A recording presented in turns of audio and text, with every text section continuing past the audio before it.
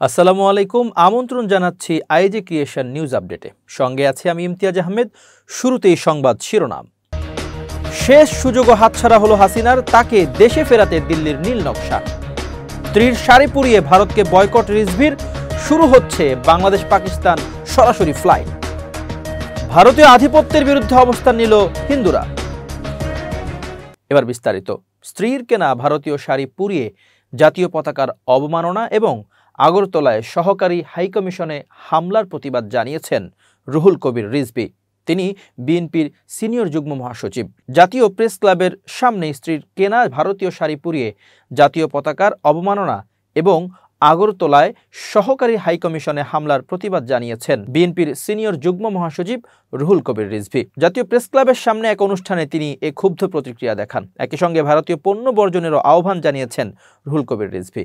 দেশটির পণ্য কিনে হও ধন্য ব্যানারে ভারতীয় পণ্য বর্জন ও দেশি পণ্য ব্যবহারকে উৎসাহিত করতে প্রতিবাদী অনুষ্ঠানের আয়োজন করা হয়। সেখানে অংশ নিয়ে রুহুল কবির রিজভী তার স্ত্রীর দেয়া ভারতীয় একটি শাড়ি রাস্তায় ছুঁড়ে ফেলেন। পরে উপস্থিত নেতাকর্মীরা সেটিতে আগুন ধরিয়ে বিক্ষোভ দেখান। রুহুল কবির রিজভী এ সময় বলেন, যারা আমার দেশের পতাকা নামিয়ে ছিঁড়ে ফেলে, আমরা তাদের দেশের পণ্য বর্জন করব। তাদের দেশের যে শাড়ি আমাদের মা বোনেরা কিনতো, তারা আর ভারতীয় শাড়ি, সাবান, টুথপেস্ট সহ কোনো কিছুই কিনবে না। আমাদের দেশ স্বনির্ভর। এখানে পেঁয়াজ হয় যার ঝাঁঝ ভারতীয় পেঁয়াজের চেয়ে অনেক বেশি। ভারতের মরিচের চেয়ে আমাদের মরিচের ঝাল অনেক বেশি। আমাদের যদি জায়গা না থাকে, আমরা ছাদের ওপরে মরিচ লাগাবো, বাড়ির উঠানের মধ্যে পেঁপে গাছ লাগাবো, তবুও ভারতের মুখাপেক্ষী হব না, তাদের পণ্য বর্জন করব।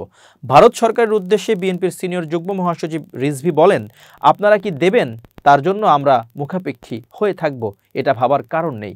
এটা হাসিনার মতো লোক করতে পারে, বাংলাদেশের কোটি কোটি মানুষ করবে না। ভারত বাংলাদেশ লুণ্ঠনের চেষ্টা করছে, পতাকা পুড়িয়েছে, আমাদের মর্যাদাহানির চেষ্টা করেছে। আমরা তার জন্য ভারতের পতাকাকে লাঞ্ছিত করব না। আমরা আরেকটা স্বাধীন দেশের মর্যাদাকে ছোট করব না। প্রত্যেক জাতির যে স্বাধীনতা, সার্বভৌমত্ব, সেটিকে আমরা অসম্মান করবও না। ওদের মতো ছোটলোকি করব না। আমরা ওদের দেশের পতাকাকে সম্মান করব, কিন্তু ওদের পণ্য বর্জন করব। তোমরা আমাদের বিরুদ্ধে নানা অপপ্রচার করছো, তোমরা আমাদের পছন্দ করো না, তারপরও তোমাদের জিনিস আমাদের কিনতে হবে। বাংলাদেশের মানুষ তো মাথা নত করার জাতি না। আমরা একবেলা খেয়ে থাকবো, তারপরও মাথা নত করব না। রুহুল কবির রিজভী বলেন, ভারতের অনেক সাংবাদিক, অনেক রাজনৈতিক নেতা বলেন সেখানে না গেলে নাকি বাংলাদেশের মানুষের চিকিৎসা হয় না। আমি প্রশ্ন করি, আপনারা কি বিনা পয়সায় চিকিৎসা দেন? আপনারা কি বিনা টাকায় এক কাপ চাও খাওয়ান? এ নজির তো নেই আপনাদের। ভারত নিষ্ঠুর হাসিনাকে পছন্দ করে, বাংলাদেশের মানুষকে পছন্দ করে না। বাংলাদেশ টিকে থাকুক এটা তারা চায় না। আজকে তারা নানা ধরনের উস্কানি দিচ্ছে বাংলাদেশের মানুষের মধ্যে বিভেদ সৃষ্টি করা এবং বাংলাদেশের মানুষের ভেতরে, কিন্তু বাংলাদেশের মানুষ তাদের উস্কানিতে পা দেয়নি। দু একটা গোষ্ঠী থাকতে পারে, তারা চিহ্নিত হয়ে গেছে, তারা বাংলাদেশের মানুষের কাছে উন্মোচন হয়ে গেছে। পার্শ্ববর্তী দেশ যে আমাদের এখানে উস্কানি দিতে পারে, এটা গোটা জাতি ধরে ফেলেছে। আমাদের রাজনৈতিক দলগুলোর যে ঐক্য, এটা ইস্পাত কঠিন।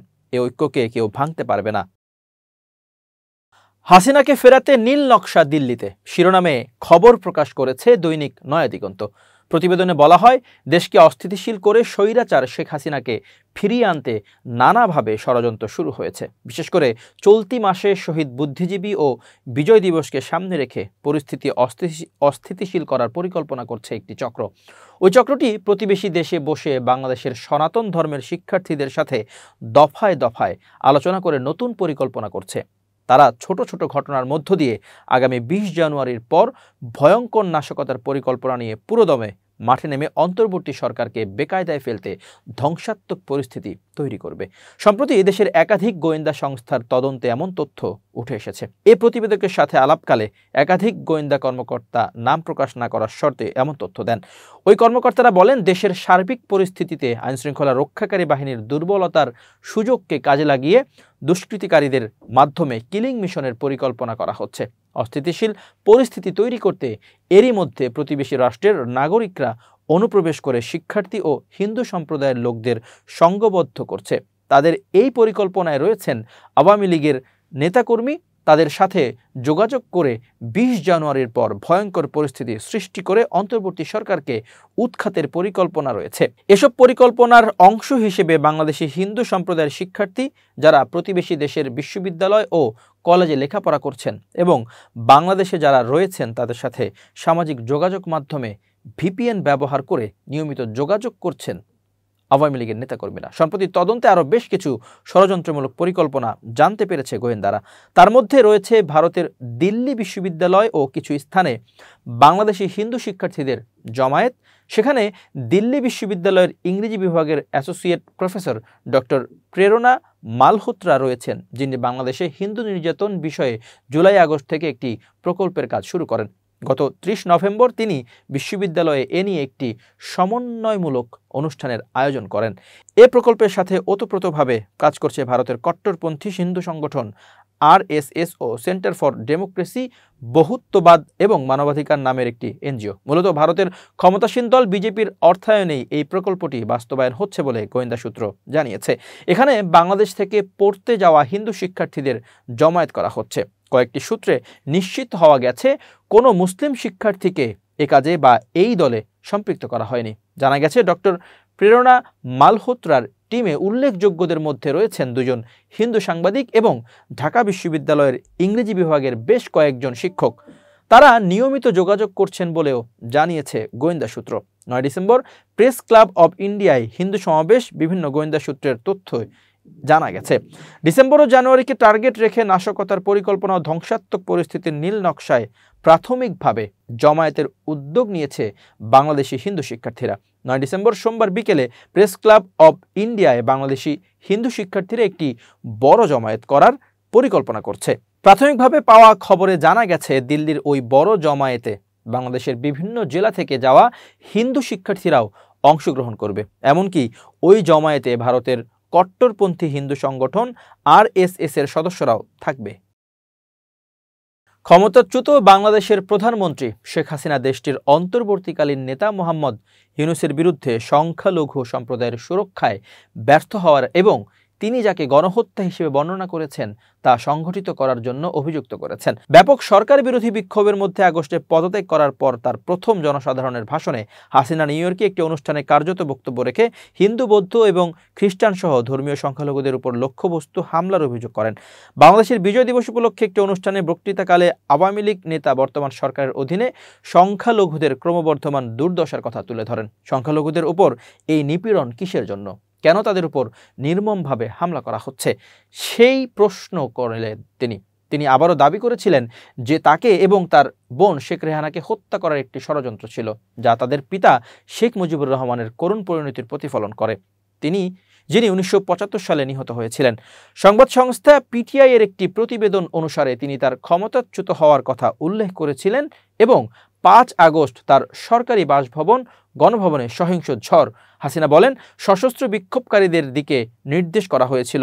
গণভবন নিরাপত্তারক্ষীরা গুলি চালালে বহু প্রাণহানি হতো। আমাকে চলে যেতে বাধ্য করা হয়েছিল এবং আমি তাদের বলেছিলাম যে যাই ঘটুক না কেন গুলি করবেন না।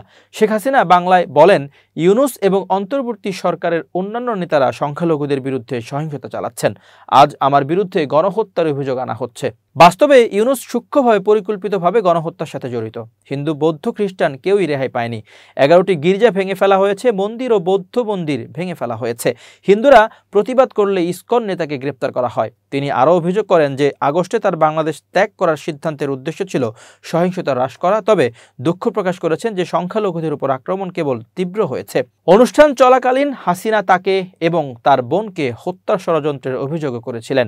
যখন মানুষ নির্বিচারে মারা যাচ্ছিল, আমি সিদ্ধান্ত নিয়েছিলাম যে আমার চলে যাওয়া উচিত। তিনি বলেন, তার পদত্যাগ সত্ত্বেও সহিংসতা অব্যাহত ছিল। ভারত বাংলাদেশে সংখ্যালঘুদের, বিশেষ করে হিন্দুদের উপর সহিংসতা ও নিপীড়নের ক্রমবর্ধমান উদ্বেগ প্রকাশ করেছে। হিন্দু, বৌদ্ধ, খ্রিস্টান কল্যাণ ফ্রন্টের রংপুর জেলা সভাপতি বাবু উত্তম কুমার সাহা বলেছেন, ভারতীয় গণমাধ্যম ও ধর্মান্ধ রাজনৈতিক ব্যক্তিরা বাংলাদেশের বিরুদ্ধে ষড়যন্ত্র শুরু করেছে।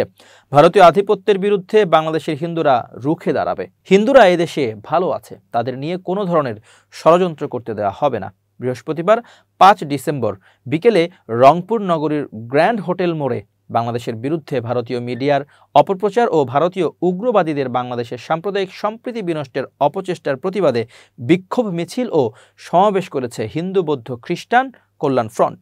কর্মসূচিতে সংহতি জানিয়ে যোগ দেন বিএনপি ও অন্যান্য দলের নেতারা। মিছিল পূর্ব সমাবেশে হিন্দু বৌদ্ধ খ্রিস্টান কল্যাণ ফ্রন্টের নেতারা বলেন, বাংলাদেশের বিরুদ্ধে গভীর ষড়যন্ত্রে মেতে উঠছে ভারত ও দেশের মিডিয়াগুলো দিনের পর দিন ধরে অপপ্রচার চালিয়ে যাচ্ছে, কিন্তু বাংলাদেশের হিন্দুরা অন্য যে কোনো দেশের চেয়ে এখানে নিরাপদে আছে। হাসিনা সরকারের পতনের পর ভারত সরকারের মাথা খারাপ হয়ে গেছে, তবে ভারতের আধিপত্যের বিরুদ্ধে এদেশের হিন্দুরা রুখে দাঁড়াবে বলেও হুঁশিয়ারি দেন তারা বলেন, দেশ থেকে বিতাড়িত হওয়ার পর শেখ হাসিনা ভারতে গিয়ে ষড়যন্ত্র শুরু করেছে। তার ষড়যন্ত্রের সঙ্গী হয়ে ভারত সরকার তা বাস্তবায়ন করেছে। এসব ষড়যন্ত্র দিয়ে এদেশের মানুষের সাম্প্রদায়িক সম্প্রীতি নষ্ট করা যাবে না। ত্রিপুরার আগরতলায় বাংলাদেশ সহকারী হাইকমিশনে যেভাবে হামলা করা হয়েছে, তাতে তারা বাংলাদেশকে সতর্ক করতে চেয়েছে যেন তাদের গোলামি করা হয়, কিন্তু এদেশের মানুষ দিল্লির গোলামি আর করবে না। সমাবেশে বক্তব্য দেন হিন্দু বৌদ্ধ খ্রিস্টান কল্যাণ ফ্রন্টের সহসভাপতি নিরঞ্জন রায়, সাধারণ সম্পাদক বিপ্লব রায়, সাংগঠনিক সম্পাদক তপন কুমার রায়, সদস্য ডক্টর নারায়ণ সহ ৮ উপজেলার নেতারা। প্রিয় দর্শক, শেষ করছি আইজি ক্রিয়েশন নিউজ আপডেট। আজ এ পর্যন্তই। ভিন্ন খবর নিয়ে দেখা হবে আগামীকাল। নিজেকে আপডেট রাখতে সাবস্ক্রাইব করুন চ্যানেলটি, নিয়মিত লাইক, কমেন্ট ও শেয়ার করে ছড়িয়ে দিন সর্বত্র। সুস্থ থাকুন, নিরাপদে থাকুন, শুভেচ্ছা নিরন্তর।